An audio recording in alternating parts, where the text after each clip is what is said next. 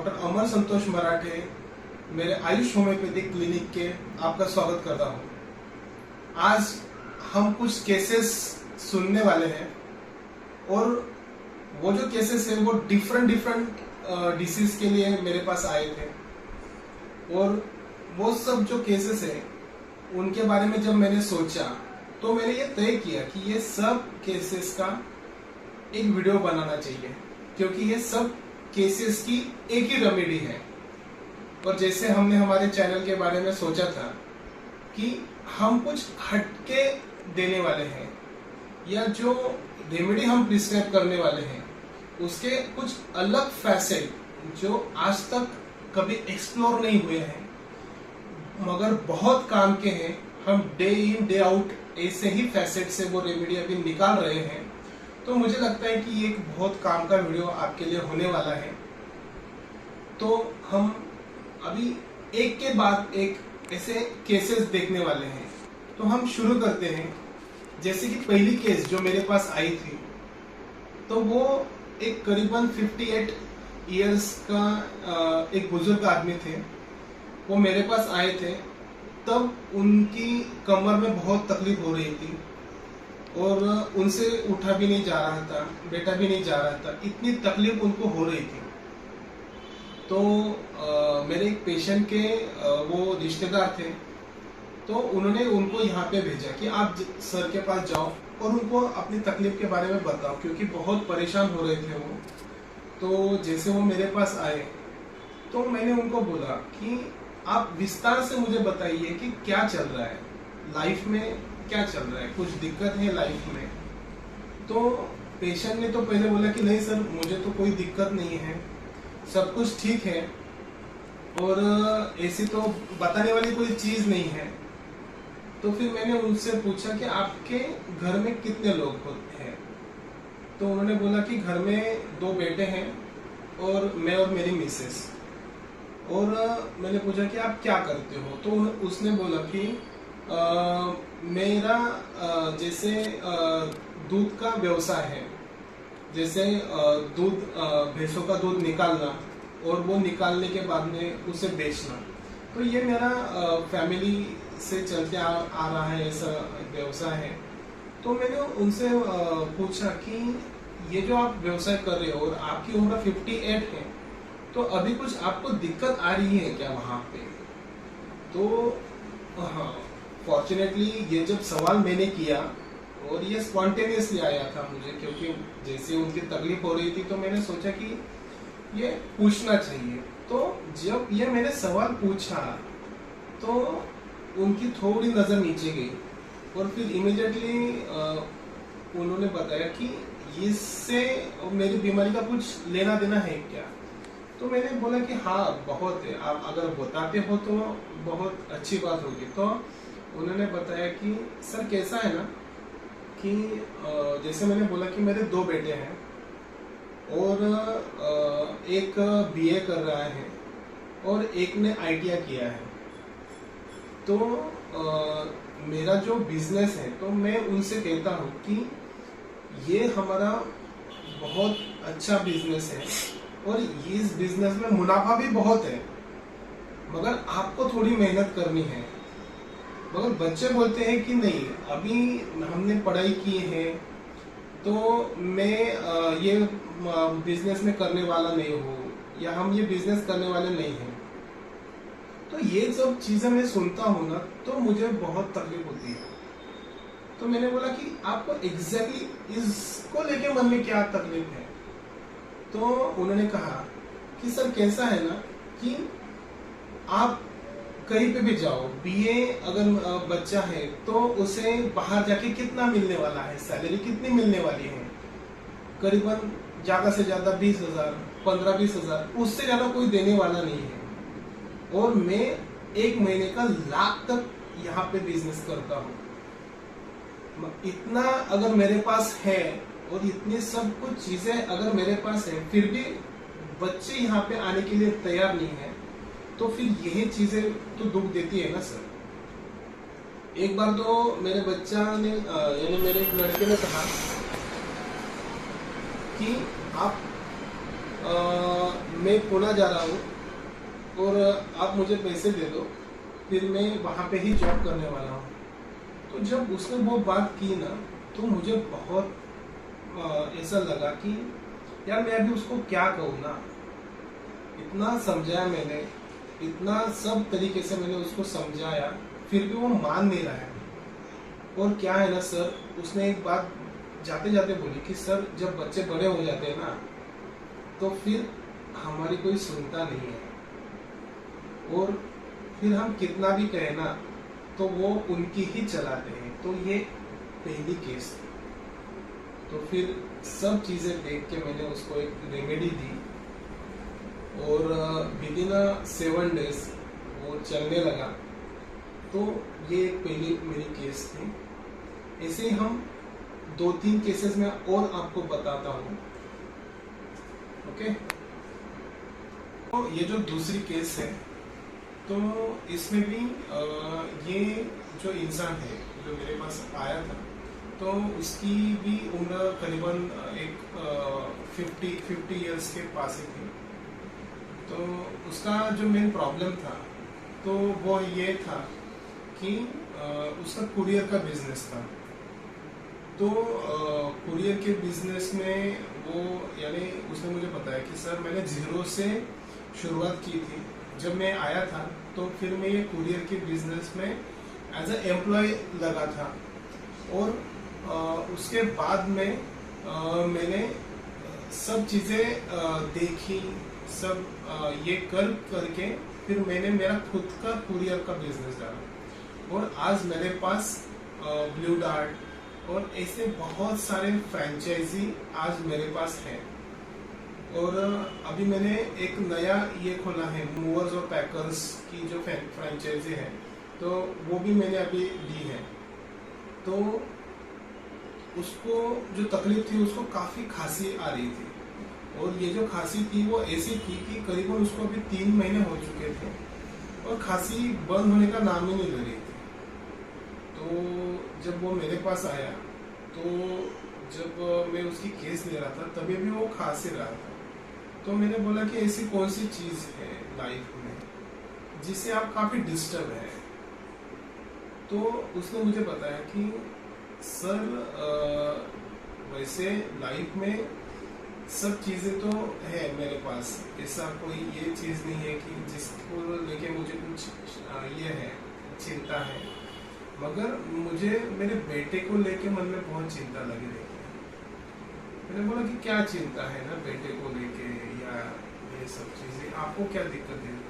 Sir मेरा कैसा है ना सर, मैंने पहले से ही सुबह जल्दी उठो, सब कुछ चीज़ें बराबर से करो और काम पे जाओ, ये मेरा पहले से है सर। तो यही चीज़ मैं जब मेरे बच्चों को कहना चाहता हूँ, जब मेरे बच्चों को बोलना चाहते हैं, तो वो मेरी बात नहीं सुनते हैं। वो बोलते हैं कि आपका बिजनेस है, आपको उठना ये है, हमें तो अभी ये कुछ नहीं है, अभी तो हमारी पढ़ाई ही चालू है, तो आप हमें वैसा ही यानी सोने दो या ये करने दो। तो ये जब मैं देखता हूँ तो मुझे बहुत ये हो जाता है, यानी गुस्सा आता है। मगर गुस्सा में पहले निकाल देता था गुस्सा इनके ऊपर, मगर अभी ना बच्चे बड़े हो गए हैं, तो कैसा है ना, उनके ऊपर हाथ भी नहीं उठा सकते ना सर। पहले तो भी कैसे वो बात मान लेते थे, अभी वो बात मानते नहीं है। तो ये चीज़ें मुझे ये बहुत तकलीफ देती है कि जैसे मैं सुबह उठ जाता हूँ 5-6 बजे, तो मुझे ऐसा लगता है कि उन्होंने भी उठना चाहिए, तबीयत की तरफ ध्यान देना चाहिए, थोड़ा एक्सरसाइज करना चाहिए। तो ये सब चीज़ें करेगी तो उनका ही बेनिफिट है उसमें। तो ये चीज़ें जब होती नहीं है, और मैं जब देखता हूँ कि वो सोए रहे हैं और करीबन 9-9, 10-10 बजे वो उठते हैं, और फिर उसके बाद में उनका शेड्यूल चालू रहता है, तो ये चीज़ें मुझे बहुत तकलीफ दे रही हैं, और वो फिर मुझे सहन नहीं होता है। तो फिर मैंने बोला कि आप क्या करते हो? तो क्या कर सकते हैं ना सर, यही तो दिक्कत है कि वो सब अभी बड़े हैं, तो मैं कुछ कर नहीं पा रहा हूँ, या मैं क्या करेंगे उनके लिए। अगर ज़्यादा ये करेंगे तो बच्चा घर छोड़ के जाएगा। और हाल फिलहाल में तो ऐसे बहुत सारे मेरे रिलेटिव्स में या पेपर में आए दिन में ये बातें पढ़ता रहता हूँ कि बच्चा घर छोड़ के जा रहा है या ये जा रहा है। तो मुझे लगता है कि वो चीज़ें ना हो, मगर ये बाकी के जैसे सर मेरी इतनी पहचान है और अभी हमने कुरियर के बिजनेस में इतने दिनों से हूँ, तो मुझे सब लोगों से जो पहचान है तो मैं उनसे बात करता हूँ, तो मैं उनको बताता हूँ तो वो लोग मेरी बात मानते हैं, सुनते हैं या उनके ऊपर वो अमल भी करते हैं। मगर मेरे बेटे वो बात नहीं सुनते, मेरे बेटे वो चीज़ें नहीं मानते, इसका भी मुझे काफ़ी दुख होता है। तो ये चीज़ थी, ये सेकंड केस थी। ऐसे ही एक तीसरी केस मेरे पास आई थी। तो ये जो केस थी तीसरी, तो ये भी उसको भी पैर में तकलीफ हो रही थी, चलने में दिक्कत दे रही थी। तो डायबिटीज़ डिटेक्ट हुआ था उनको, और उनको 2 लड़कियां थी और 1 लड़का था। तो उसमें से 1 लड़की डॉक्टर थी, तो वो मेरे पहचान की थी। तो उन्होंने बोला कि सर आप मेरे पिताजी को भी देख लो, क्योंकि हमने बहुत सारे ट्रीटमेंट तो किए हैं, मगर ऐसा जैसे रिलीफ मिलना चाहिए उतना रिलीफ नहीं मिल रहा है। तो फिर मैंने उनको, जब वो आए थे तो मैंने उनसे बात की, तो वो लंगड़ के ही चल रहे थे, यानी दिक्कत तो दे रही थी उनको। तो मैंने बोला कि कैसे हैं आप? तो उसने काफ़ी विनम्रता से मुझे बोला कि डॉक्टर साहब देखो, मैं वैसे तो सब काम मैं कर लेता हूँ, मगर क्या है ना कि अब जैसे जैसे उम्र बढ़ती जा रही है तो काफ़ी कुछ चीज़ें नहीं होती हैं अब मेरे से। तो मैंने बोला कि क्या क्या नहीं हो रहा है? जैसे मेरा होटल है सर, ढाबा है, और वो जो ढाबा है मेरा तो वो हाईवे पे है, यानी जैसे यहाँ से औरंगाबाद हाईवे है, और हाईवे पे जो ढाबा है तो दिन रात चलता है ढाबा। तो मैंने बोला कि हाँ तो क्या है? तो मैं पहले फौज में था, वहाँ से रिटायर हुआ, तो यहाँ पे आया। तो फिर मैंने सोचा कि घर बैठे बैठे क्या करेंगे ना, तो एक जगह ली और हाईवे पे ढाबा खोला। तो ढाबे का कैसा होता है ना सर कि दिन रात वहाँ पे बैठना ही पड़ता है, बहुत सारे अलग अलग कस्टमर आते हैं, तो उनको वो हिसाब से ये देता हूँ। और मेरी एक खासियत है सर कि मैंने एक एक आदमी, एक एक इंसान मैंने जोड़ा है सर। मैं खुद प्यार से जाता हूँ वहाँ से, उनसे बात करता हूँ, उनसे राय लेता हूँ, उनको कुछ चीज़ें लगती है तो मैं वो प्रोवाइड करता हूँ। ये मेरा ये था, वो करते करते मेरा बिजनेस बहुत बढ़ाया। मगर अभी जब मेरे दोनों ही बेटी की शादी हो गई, और जब मेरे लड़के, मुझे ऐसा लगा था कि मेरा लड़का भी मेरे पास आएगा, वो ध्यान देगा, मगर वो बोल रहा है कि मेरे से वो ढाबे का बिजनेस नहीं होगा। मैंने बोला क्या दिक्कत है ना ढाबे का बिजनेस? तो वो बोल रहा है कि सर ये कैसा है कि रात को बैठना पड़ता है, क्योंकि बहुत सारा जो धंधा होता है हमारा तो वो रात को होता है, क्योंकि जो लॉरीज आती है, ड्राइवर्स वगैरह आते हैं तो वहाँ पे बैठते हैं। तो बहुत सारा जो धंधा होता है वो रात में ही होता है, सारा बिजनेस रात पे होता है। बैठेंगे तो कमाई होगी सर।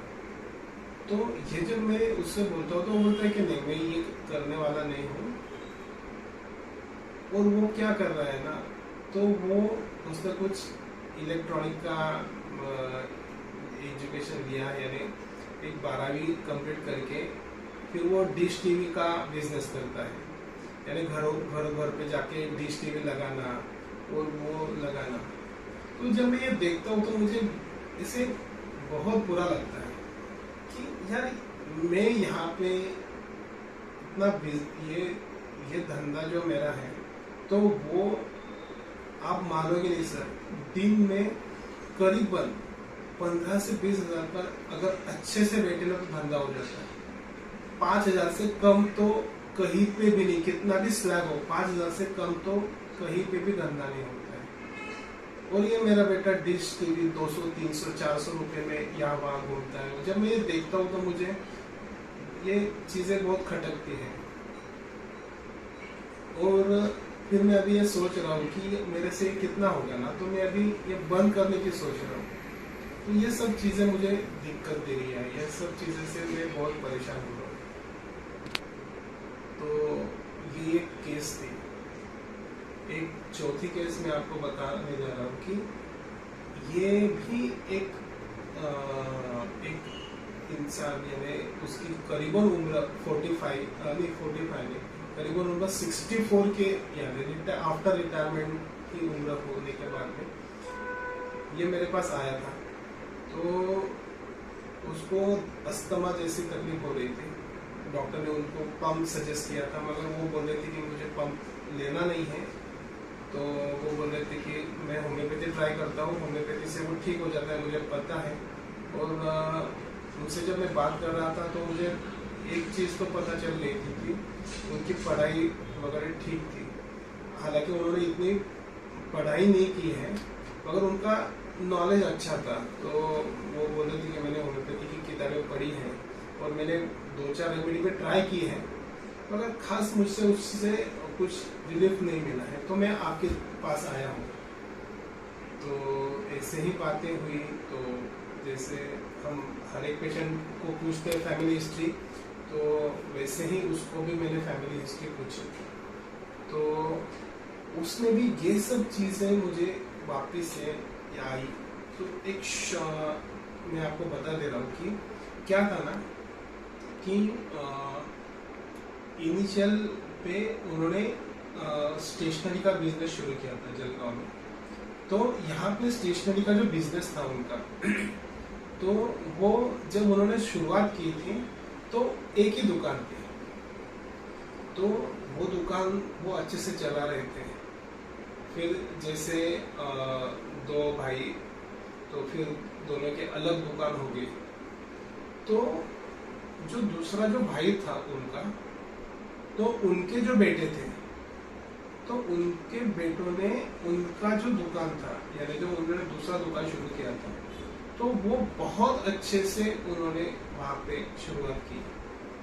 उन्होंने कस्टमर भी बढ़ाए।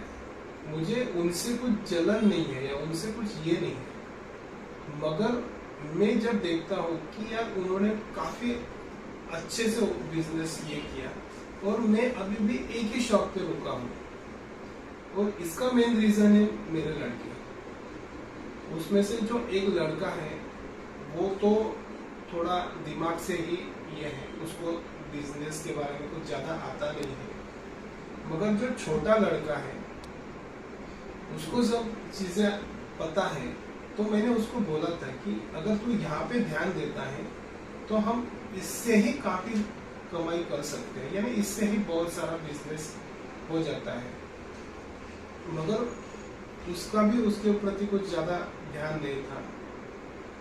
तो वो उसने जैसे ही पढ़ाई खत्म की तो वो बोल रहा था कि मुझे अभी ये यहाँ पे रुकना नहीं है, मैं पुणे जाऊंगा और फिर पुणे में मैं काम करूंगा।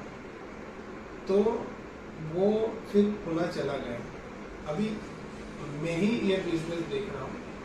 और फिर ये जो मेरा छोटा, ये जो बड़ा लड़का है, जो उसको इतनी समझ नहीं है, तो उसके साथ में मुझे बैठना ही पड़ता है। तो ये चीजें देख के, ये सब चीजें मैं सोच के थोड़ा परेशान हो जाता हूँ कि इसका कैसा होगा। छोटा तो है, तो वो चैप्टर है, तो वो कुछ ना कुछ तो कर लेगा, मगर ये जो बड़ा लड़का है वो क्या करेगा ना, तो मुझे ही उसके साथ में बैठना पड़ेगा वहाँ पे। तो ये सब चीजें हैं।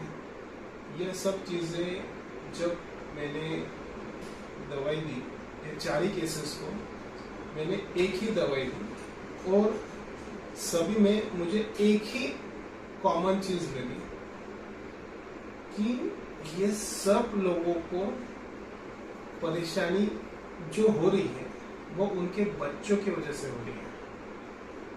यानी जैसे वो सोच रहे थे या जैसे उनको चाह थी कि आगे चल के ये बच्चे मेरे साथ काम में आएंगे या मेरा जो भी काम है उसको आगे लेके जाएंगे, तो वो नहीं हो रहा था। जैसे जो मैंने पहली केस बताई थी, तो उसमें भी उनको बच्चों ने यही कह के उसको टाल दिया था कि रोज कौन सुबह उठेगा, कौन वो गाय भैंस का दूध निकालेगा, कौन ये करेगा। खाली एक ही दिक्कत थी, जल्दी उठने की। उसने बोला था कि सर मेरे पास आदमी लोग काम करते हैं, बस उनके साथ में रुकना पड़ता है सुबह सुबह। अगर नहीं रुकते तो शायद दूध में हेराफेरी हो सकती है, या अभी तक तो कुछ हुआ नहीं मगर हो सकती है। तो मुझे ऐसा लगता है कि वो लोगों ने, मेरे बच्चे ने एटलीस्ट वहां पे देख तो ले कि कैसा रहता है, क्या रहता है। वो जब नहीं किया उसने, तो उसको एक चीज जो मुझे ये लगी थी कि इसको गुस्सा आता है, मगर गुस्सा वो निकालता नहीं है, बल्कि उसको दुख होता है कि मैं इनको क्या बोलूं। गुस्सा निकालेगा, गुस्सा निकालूंगा तो ये सब छोड़ के चले जाएंगे या ये हो जाएगा। तो ये चीजें जो है वो सब मिला के इसकी एक ही रेमेडी बनती है। वो रेमेडी है सल्फर। तो सल्फर के बारे में आज हम थोड़ा जानने की कोशिश करें कि एग्जैक्ट सल्फर में ये क्या है। तो हमारे पास एक बहुत ही बड़ा और प्यारा बुद्धिक है, और ये फैसेट आए दिन अभी बहुत मिलने लगे हैं। तो ये वीडियो आपके बहुत काम में आने वाला है। तो ये जो फैसेट है सल्फर का, ये फैसेट है कावर्डाइज सैडनेस विथ, यानी इसको जिसे हम बोलते हैं कि सल्फर में एक वेल्थ होती है, सल्फर कर सकता है, सल्फर में नॉलेज होती है कि मैं सब कुछ चीजें मुझे पता है, मैं सब कुछ चीजें हैंडल कर सकता हूँ। ये चीजें सल्फर को पता होती है, मगर सल्फर को डर इस बात का लगता है कि जो मैंने ये किया है वो मेरे आगे चल के बच्चे करेंगे कि नहीं करेंगे, और बच्चों को नहीं बोल पा रहा हो, यही उसका डर है। यही उसको जो हम बोलते हैं कि ये जो कावर्डाइज है ना, वो है सल्फर का, कि मैं कुछ बोलूंगा वो कुछ कर लेंगे, तो और फिर नहीं बोलता है तो सल्फर सैड होता है, दुखी होता है कि क्या बोलूं ना सर इनको, अभी इन्होंने डिसीजन लेना है, इनकी लाइफ है, मेरी तो मैंने लाइफ जी ली है, मगर क्या करें ना, इनको जब मैं ऐसा देखता हूँ ना तो चैन नहीं आता है। तो ये फैसेट है सल्फर का, anxiety children about, कावर्डाइज sadness with anxiety children about, cares full of family about, बहुत चिंता करता है सल्फर फैमिली की के बारे में सोच रहे हैं। तो सल्फर में ना एक चीज हमें मिलती है कि सल्फर में वेल्थ होती है। और वेल्थ क्यों है ना सल्फर में?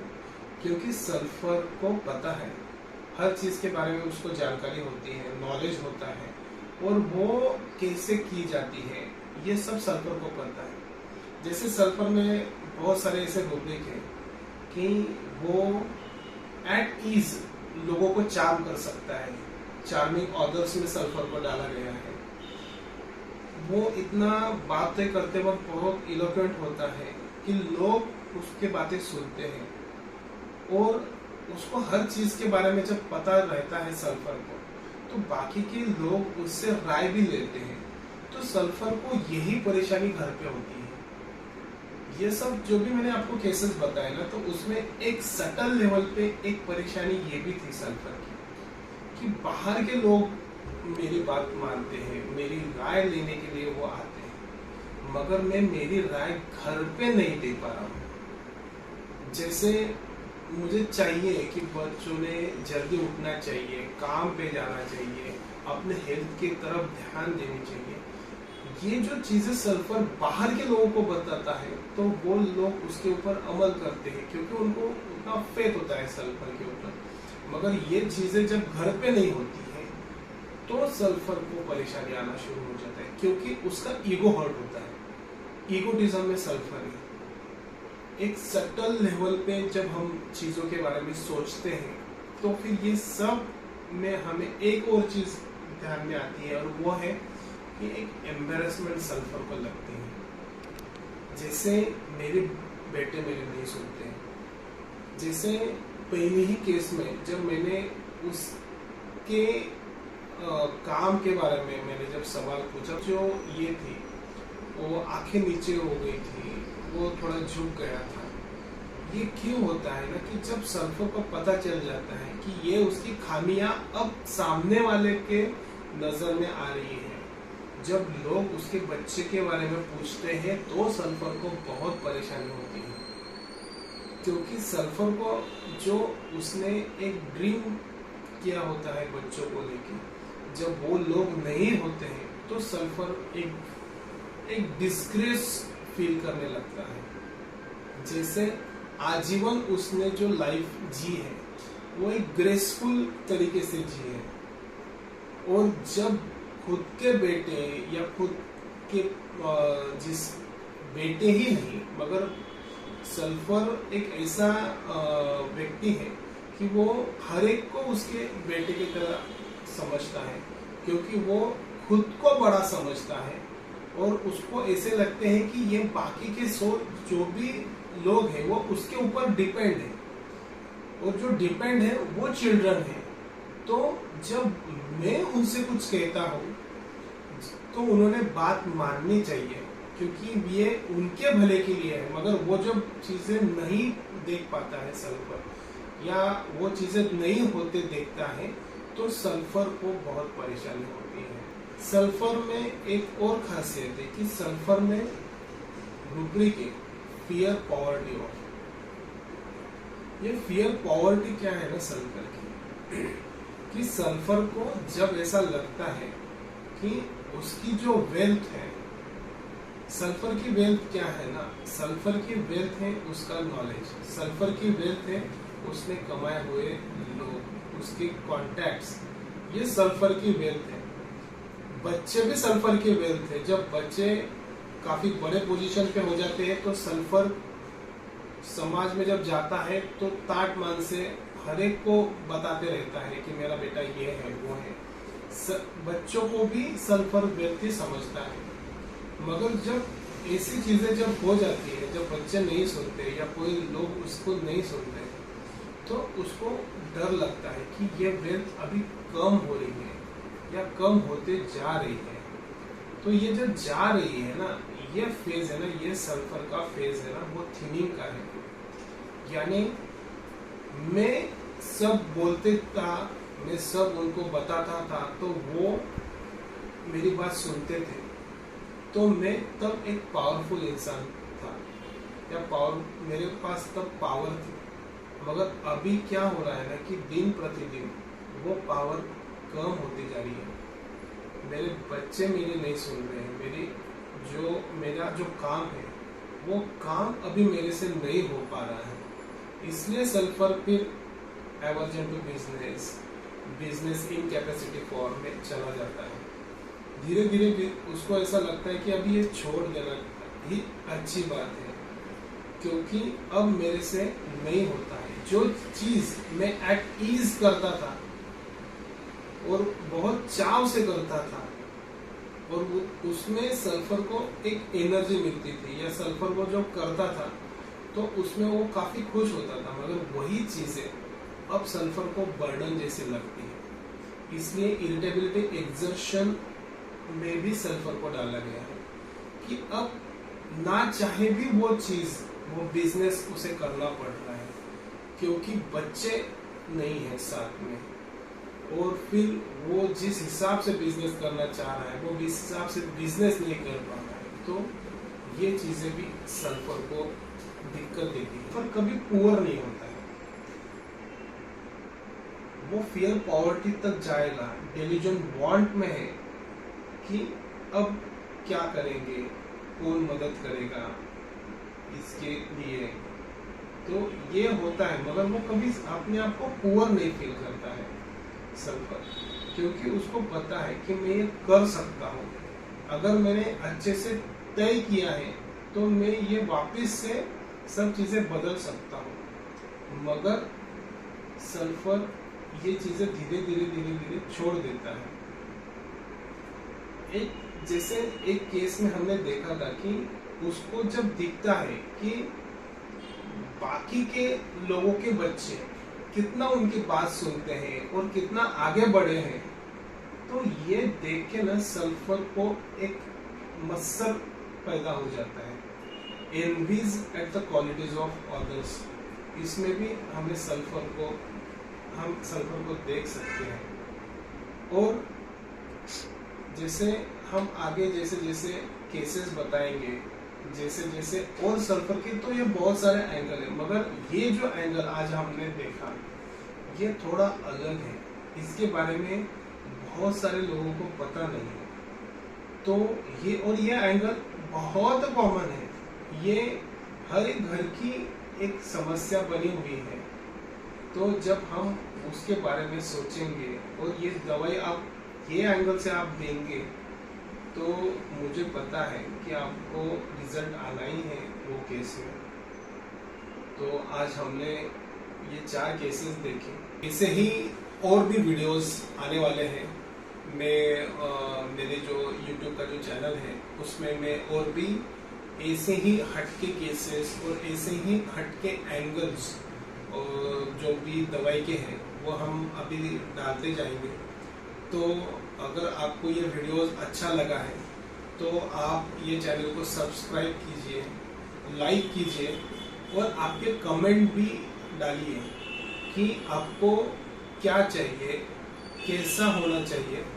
और सल्फर के जब आप दोगे ये रूब्रिक के बाद में या ये वीडियो देखने के बाद में, अगर आपको कोई पेशेंट ऐसा मिलता है तो जब उसका जो रिजल्ट है वो भी आप कमेंट सेक्शन में मुझे बताइए। और धन्यवाद।